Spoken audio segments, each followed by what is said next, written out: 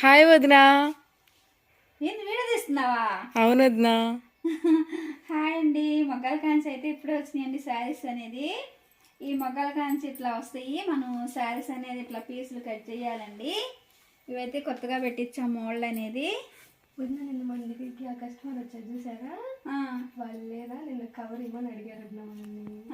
అయితే మనం ఏం చేసాము, మన కవర్ ఉంది కదా అది తీసుకెళ్తే ఇంకోటి ఇయ్యమ్మా అన్నారు.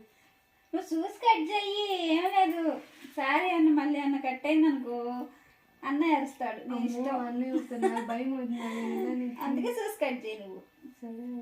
సరే శారీ మొత్తం ఉంటుందండి బుట్ట అనేది.